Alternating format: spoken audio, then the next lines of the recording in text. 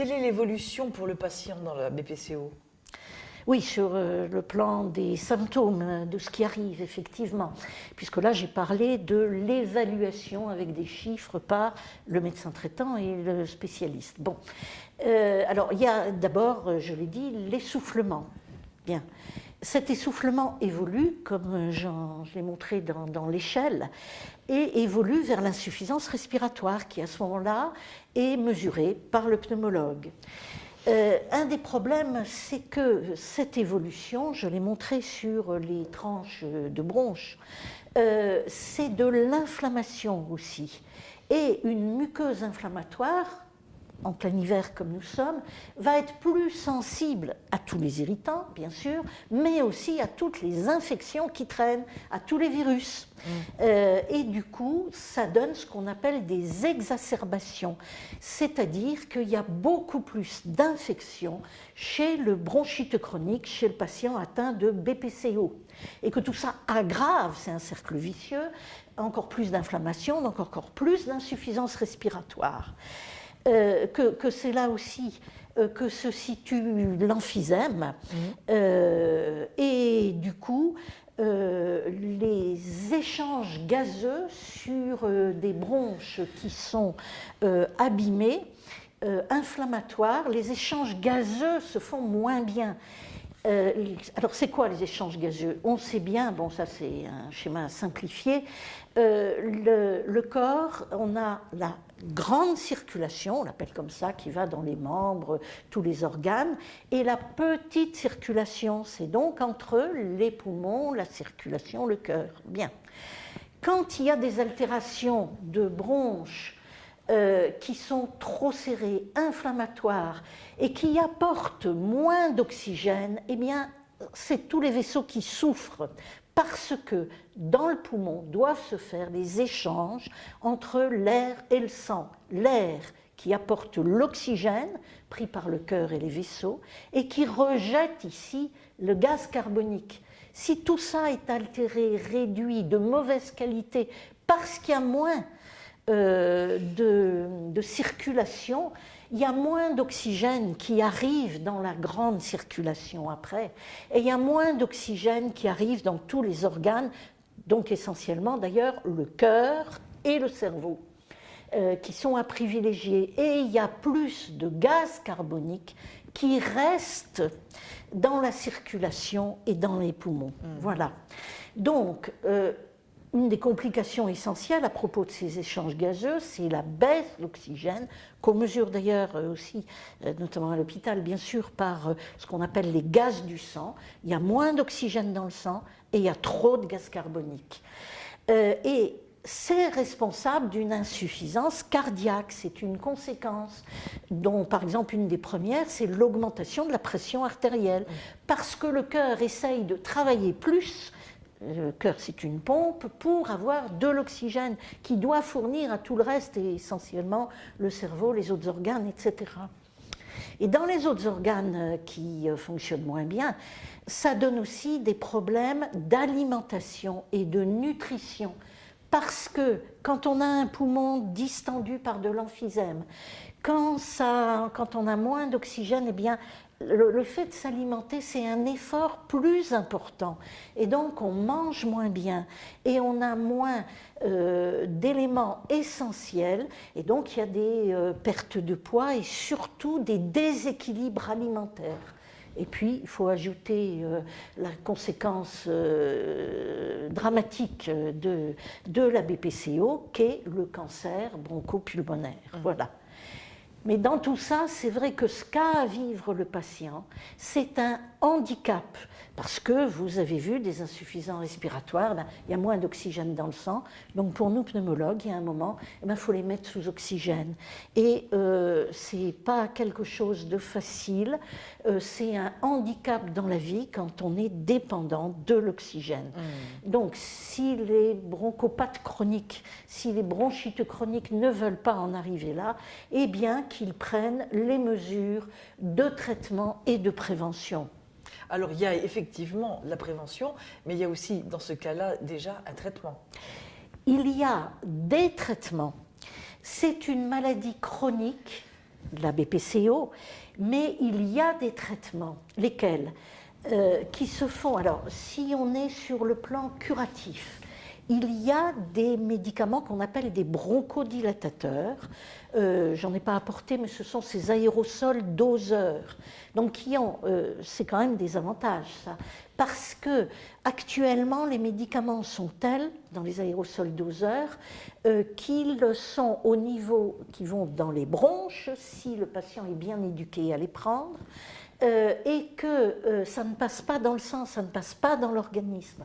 Donc ça n'a plus les effets secondaires défavorables qu'on pouvait avoir avec des médicaments pris par la bouche.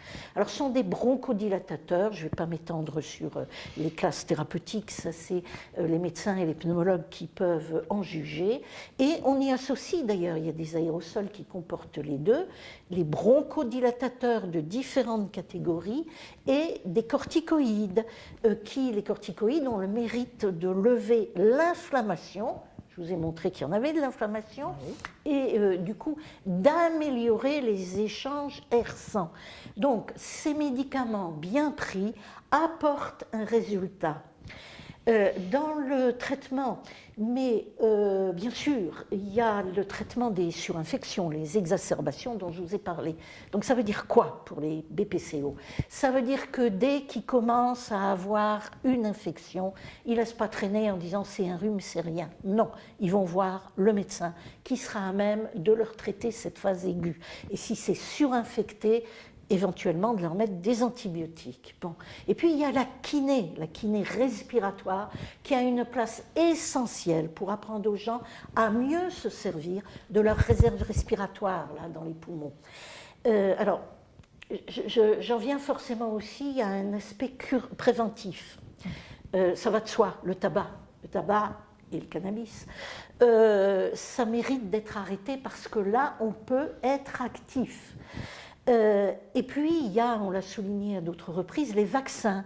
Il faut absolument, pour éviter ces exacerbations qui aggravent l'insuffisance respiratoire, il faut absolument que les BPCO soient vaccinés contre la grippe.